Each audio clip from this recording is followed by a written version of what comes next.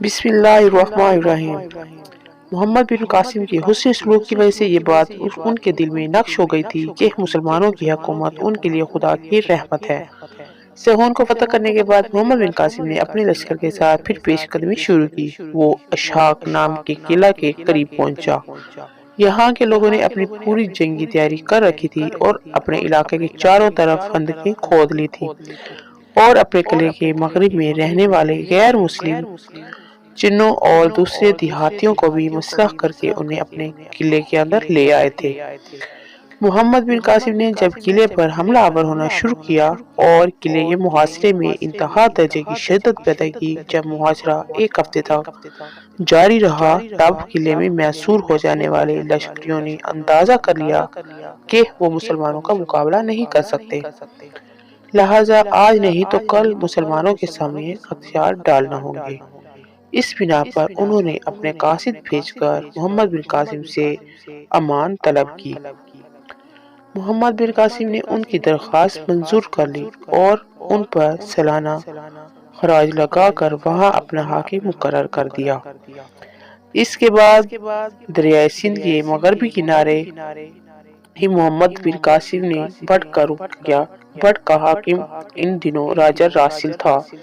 محمد بن قاسم نے اسے خط لکھا اور اسے یہ پیشکش کی کہ اگر وہ اطاعت اور فرمانبرداری اختیار کر لے تو اسے کچھ علاقوں پر حاکم برقرار رکھا جائے گا۔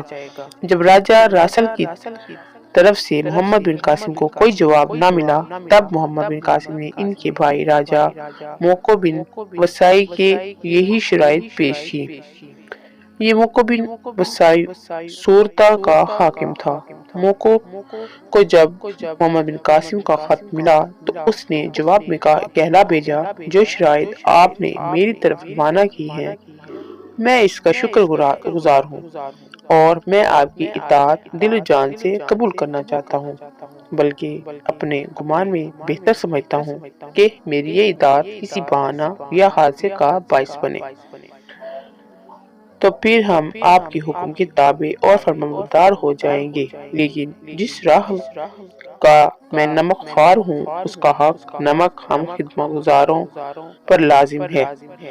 اس سے عہد شکنی اور بے وفائی کرتا ایسا گناہ اور خیانت ہے جو دور اندیشی اور امانت سے بعید ہے، اور جب تک مخالفت کی طاقت سے ایسا خوف پیدا نہ ہو جو کہ نفس اور جان کے لیے خطرہ بن جائے، اس وقت تک امانت اور دور اندیشی سے کنارہ کشی نہیں ہونا چاہیے۔ راجہ موقع نے مزید لکھا کہ سندھ ہمارا وطن اور ہمارا آباء و اجداد کا ورثہ حاصل کیا ہوا ہے۔ راجہ دار ہمارا عزیز ہے، اگر وہ سر بلند ہوگا تو اس کی سر بلندیوں میں ہمارا بھی حصہ ہوگا۔ اس کے آرام اور تکلیف میں شریک ہونا ہمارا فرض ہے، لیکن یہ بھی ایک کھلی ہوئی حقیقت ہے کہ یہ ملک ہمارے ہاں سے نکل کر دوسروں کے پاس جانے والا ہے۔ عقل مند انسان وہ ہے جو موقع سے فائدہ اٹھائے۔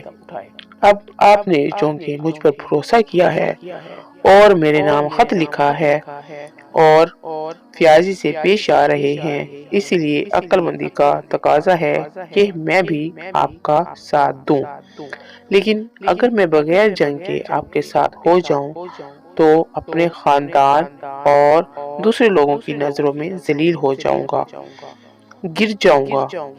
آپ کی اطاعت قبول کرنے اور آپ کا ساتھ دینے کے لیے میرے من میں ایک تدبیر ہے، وہ یہ کہ میں اپنی بیٹی کی شادی کے بہانے ساگرہ کے علاقے کی طرف جاؤں گا۔